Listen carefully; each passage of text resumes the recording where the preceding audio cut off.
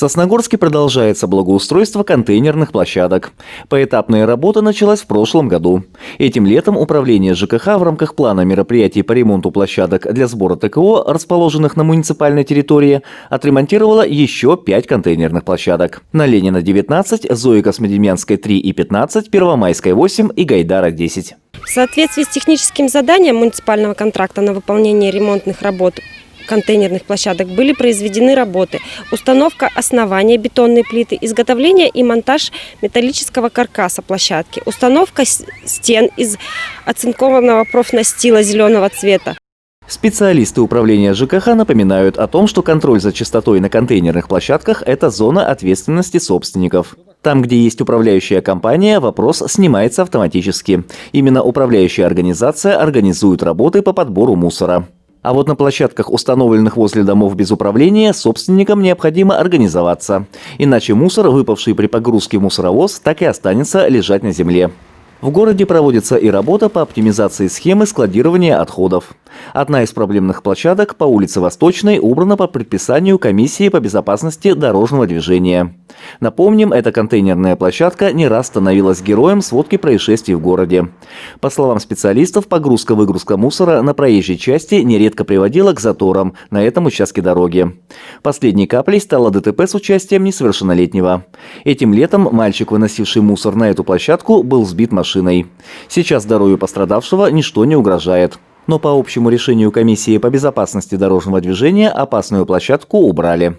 Вместе с тем споры вокруг демонтированной площадки продолжаются. Часть жителей близлежащих домов сетует на появившиеся неудобства. Специалисты поясняют, если жителей не устраивает отдаленность площадки от своего дома, помочь в решении вопроса должна управляющая компания. При одобрении большинства жителей она установит контейнерную площадку на придомовую территорию. Естественно, расходы лягут на плечи всех жильцов. Стоимость 5-метровой площадки с ограждением составляет порядка 50 тысяч рублей. Продолжается в городе и замена старых мусорных баков на новые. Также управлением ЖКХ закуплены новые контейнеры для сбора твердых коммунальных отходов объемом 0,75 в количестве 58 штук. В ближайшие дни подрядчикам будут заменены сломанные контейнеры и установлены в случае нехватки на контейнерных площадках, расположенных на муниципальной земле, в ЖД-части города, в 5-м микрорайоне, в 6-м микрорайоне, в Сосновке и также в деревне Пожня. Новые контейнеры обошлись бюджету в 450 тысяч рублей. План мероприятий по ремонту площадок для сбора ТКО, расположенных на территории Сосногорска, на текущий год завершен. В следующем году ремонтные работы продолжатся. Андрей Калиничев, Наталья Максимова, Евгений Юрин, Вести Тимана, Сосногорск.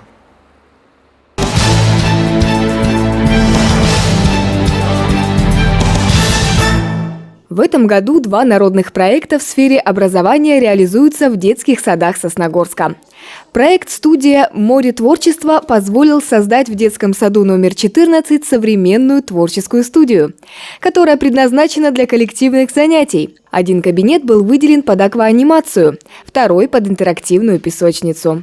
По словам заведующей детским садом Елены Шиловой, в ходе реализации народного проекта отремонтировали кабинеты, закупили интерактивное оборудование и новую мебель. Сейчас ребята с интересом осваивают предложенные программы. К примеру, на занятиях в песочнице ребенок взаимодействует с природным материалом, что позволяет развивать мелкую моторику рук, развивать мышление и воображение, память и речь, а также снимать психоэмоциональное напряжение. Это очень хорошее подспорье, народный бюджет. Своими силами мы не смогли бы приобрести такое современное интерактивное оборудование, как наша песочница. А с помощью народного бюджета у нас все получилось. Я надеюсь, что наши дети дошкольного возраста нашего города будут довольны нашей студией. Хотелось отдельное спасибо сказать нашей родительской общественности, нашим организациям, которые оказали финансовую и методическую помощь в реализации этого проекта. Коллеги из детского сада номер 9 упор решили сделать на улучшение показателей физического развития и приобщения детей к здоровому образу жизни. Поучаствовать в программе «Народный бюджет» руководству детского сада предложили родители. Проект «Навстречу комплексу ГТО» был одобрен не только в районе, но и в республике. Теперь на территории детского сада оборудуется улично-спортивная площадка, на которой воспитанники дошкольного учреждения смогут тренироваться и сдавать нормы ГТО первой ступени.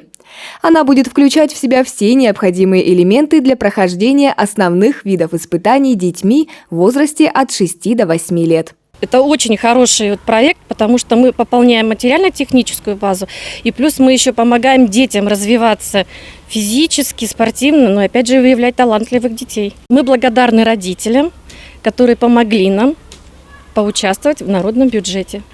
Ребята с нетерпением ждут открытия площадки и даже к приезду гостей выучили стихи. Чтобы вырасти спортивным, смелым, ловким и активным, всем ребятам надо знать, ГТО пора сдавать. Нужно с детства закаляться и зарядкой заниматься.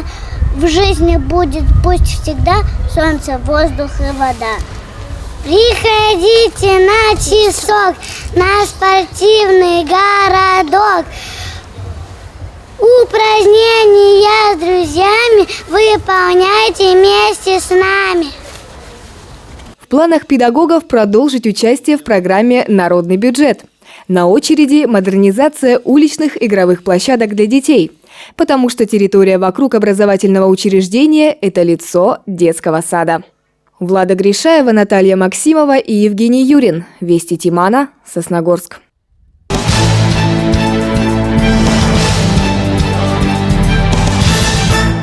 Вопросы теплоснабжения обсудили участники прямой линии, прошедшей общественной приемной главы Республики Коми. Исполняющая обязанности начальника управления жилищно-коммунального хозяйства Виктория Гоголева рассказала, что 10 сентября было подписано постановление администрации Сосногорского района о начале отопительного сезона. Так называемые пробные топки начнутся с железнодорожной части города, охватят оба микрорайона, а затем будут проведены в промышленной части. С 1 сентября тепло поступило в социальные объекты – детские сады, школы, больницы, учреждения культуры и спорта. Что же касается начала отопительного сезона в жилых домах, то режим пробных топок не зря называют пробным. Теплоноситель подается с минимальными параметрами давления, для того, чтобы не перегрузить систему и не создавать условия для возникновения порывов и утечек. После того, как основная масса объектов будет запущена, давление теплоносителя придет в норму. В поселках ситуация такая же. По словам представителя Сосногорской тепловой компании, работа по подаче теплоносителя в дома уже начата. Во время прямой линии житель Сосногорска задал вопрос, когда будут завершены работы на пересечении улиц Лермонтова и 40 лет октября. В ближайшее время эти ремонтные работы закончатся. Они осложнены тем, что работать приходится на перекрестке. Там требуются значительные усилия, поскольку рядом и машины двигаются, и мы работаем таким образом, чтобы не разрушать по возможности элементы благоустройства, с чем и связана продолжительность этих работ. Хотя мы вышли только на этой неделе. Планируем, на прошлой неделе мы начали подготавливаться, на этой неделе работаем. До конца недели планируем, мы закончим сварочные работы, а в начале следующей недели завершим там земляные работы и уйдем оттуда. На вопрос о нарушенной изоляции тепловой сети, которая проходит по стадиону к дому номер 100 на улице Лермонтова, Владимир Киреев ответил, что изоляция будет восстановлена, как только завершатся работы по восстановлению поврежденных тепловых сетей. Горожан интересовало и восстановление асфальтового покрытия на тротуарах после ремонтных работ на поврежденных теплосетях. Да, у нас в планах есть места для восстановления асфальтового покрытия, в том числе по оплесину. По срокам мы планируем до конца месяца эту работу сделаем. По словам участников прямой линии, поскольку отопительный сезон только начинается, вопросов к руководству профильных организаций было не так уж и много. Сейчас управление ЖКХ ежедневно отслеживает информацию по подаче теплоносителя в жилые дома. Андрей Калиничев, Наталья Максимова, Евгений Юрин, Вести Тимана, Сосногорск.